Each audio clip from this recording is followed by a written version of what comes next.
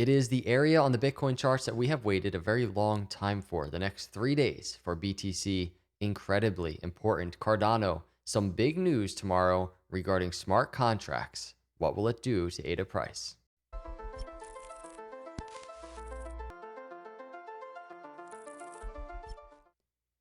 What's up, everyone? Welcome to Crypto Capital Venture. Hit the subscribe and like on the way in. Let's jump into this Bitcoin Cardano video. Bitcoin is very important if you're watching altcoins. I don't cover Bitcoin every single day lately, but right now this is incredibly foundational to the crypto markets in general.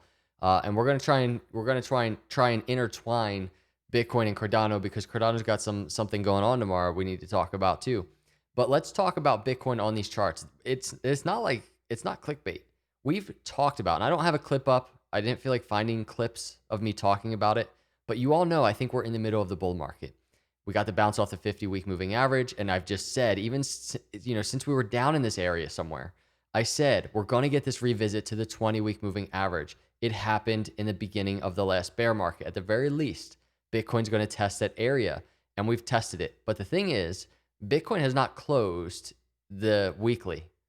So we have 3 days left before Bitcoin closes. To be exact, 3 days, 2 hours before Bitcoin closes. And what I want to know is, are we going to get, I want to ask, are we going to get a full body green candle above the 20-week moving average? Or are we actually going to get a red candle closing below the 20-week moving average? It's that close right now. I mean, at this very moment. And when you have 3 days, 2 hours on the charts, anything could happen. I mean, Bitcoin can make a break for it once again to the upside, and we can very well fall below the 20-week moving average. If we go to these charts, though, it's just that make or break moment in terms of really getting an idea. If you go back to the beginning of the last bear market, we've been comparing this data, which is one reason why we were able to pretty confidently say and anticipate Bitcoin was going to make the move to the 20-week moving average where it is right now. But we had the move back then. Notice as Bitcoin made this move, Bitcoin actually, it did close a candle, a green candle, but the next week fell below. And that's what's going to be interesting to me as we track the similarities here. Because, and this is why I was kind of looking to see if Bitcoin will close a full body green candle above the 20-week moving average. That did not happen back then. So this turning into a red candle, not a good thing for Bitcoin. And we're going to be monitoring it in the next 3 days. The other thing confluent with that area that we've talked about is this red line here on the RSI, this resistance area, this bounce that Bitcoin had the same exact bounce on the RSI in the middle of at the beginning of the last bear market. And what that looks like at that 20-week moving average resistance, continuing down, Bitcoin did have a small bounce to the upside on the RSI at this 55 line on the RSI that Bitcoin is at right now. So a lot of similarities in that regard. The one thing going for Bitcoin right now, there's a different type of upward momentum that Bitcoin is experiencing, and it's due to the longer consolidation that Bitcoin had at the 50-day moving average, a way less volatile environment than all the way back here. And it's illustrated, on things like this MACD. If you open up the MACD, we're getting a very, very potentially bullish cross here. The MACD line above zero on the histogram very close to going green, and the signal line just above that MACD line, the blue line. So there's momentum in favor of the bulls right now, but the next 3 days, extremely critical for Bitcoin. You go over to a 6-hour chart, we can see what's happening. The party's over in terms of this triangle that I guess we've tracked. I mean, we were tracking it for months. It's a very big consolidation pattern, the descending triangle. Many people are calling it bearish. We analyzed the data in bull markets, and we knew there was potential for Bitcoin to break to the upside. Bitcoin hit the $46,000 target perfectly, and it is no surprise to me that it stalled out there. Most often, in terms of Bitcoin and any altcoins, when they're hitting targets to the upside, to the downside, there's resistance. And it happens so often when Bitcoin is hitting these targets. So right now, the consolidation that's happening is not a real huge concern, but you can see there's this kind of potential ascending, broadening wedge, and you want to be very mindful of that because there's a breakout target if it were to fall, if Bitcoin were to fall down here in really the $36,000, $37,000 area. Now, where is support for Bitcoin right now where we can see continuation to the upside? Of course, we can just see a bounce now. It would be very nice, but in the scenarios that we really want to track and be mindful of and aware of, we have Bitcoin potentially seeing support from that last swing low to this new resistance when Bitcoin hit the $46,000 target area, swing high. We have a support area down here, the 618 around 40,900. Let's just call it 41,000 to the 786, 39,500. That's a support area. If we see Bitcoin come to that vicinity, it's not anything crazy, crazy terrible. I guess I should say, in a normal environment. What might make it a little risky is if we go over here on the weekly.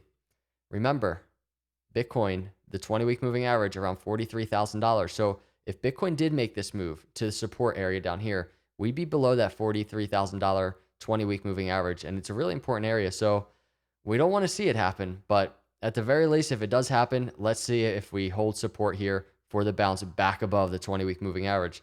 Something we're going to have to track. Next 3 days, extremely important for Bitcoin. Let's pivot over to Cardano. Cardano on the weekly. Some nice overextension from the 20-week moving average, a little bit more than Bitcoin, which is good. Cardano having a very solid week, obviously, right now, still with 3 days, 2 hours left. Now, the big news tomorrow, the date of smart contracts being released. When this kind of got announced that Cardano is going to be doing this, I think Charles did a live stream that the date for the Cardano hard fork, the Alonzo hard fork was going to be announced on Friday. Price was pumping, right? So did price already react to that news potentially? Long term, is smart contracts priced in to Cardano? No. When you're taking something like smart contracts coming to a platform like Cardano, this is a macro thing. These are macro fundamentals playing into macro charts. The effect that it's going to have is like a giant tsunami wave on price. This isn't a short-term thing smart contracts is going to have. Now, when you have something like, hey, we're going to announce on Friday the date of smart contracts, then we might see some volatility on Cardano price. And that's what we're seeing. If we go over here to the daily chart, what I want to note is this. We have this Fibonacci that we've traced. We talked about, we were looking for the explosive move to the upside, break away from the 786 area around $1.47. We got it. Now, what I want to do is we broke that resistance, but I want to actually, let me bring up this chart and show you something. Let me open settings. Let me put the wicks back on the candles. Look at this wick. And we talked about this in the video the other day. I think a live stream maybe yesterday. This 1618 resistance was hit. And there's more than one reason why that's resistance, but this is one. It's a 1618 right around. Start seeing the true power of this resistance on this chart. True power of the resistance. Let's look at the 6-hour chart. This is what happened. We did get a red candle, and we are seeing the true power of this resistance. And that resistance, and it is two things. It's the 1618 that we just looked at on this daily chart. It's that 1618 line you see here. And then number two, if we go over here and we look at this Fibonacci that is charted here, this is the macro Fibonacci that we just started talking about. And it really, let's go to the weekly actually, and let me chart this for you, confluent with that 1618. It'll be a little bit easier to get an idea. So it's that all-time high to the capitulation low, boom. It's the door that we're trying to break. And it is, look at that, the 618 almost perfectly confluent with the 1618, right around $1.90. The resistance, the power of that resistance is there. It's evident on the charts. We talked about it live as it was happening, and this is how it played out. Because, and it's nothing that I did.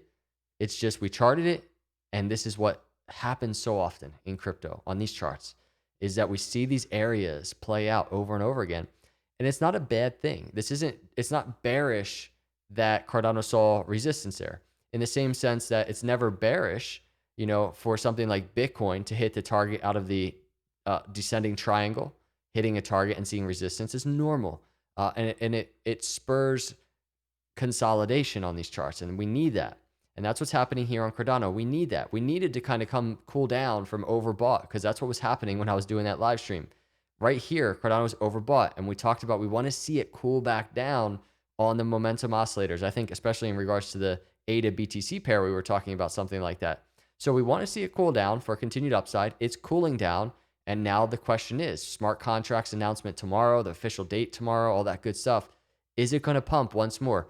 Are we going to get a move to the upside into this actual resistance area, even above the 618 line around $1.90, $1.91? Notice the 786 around $2.16.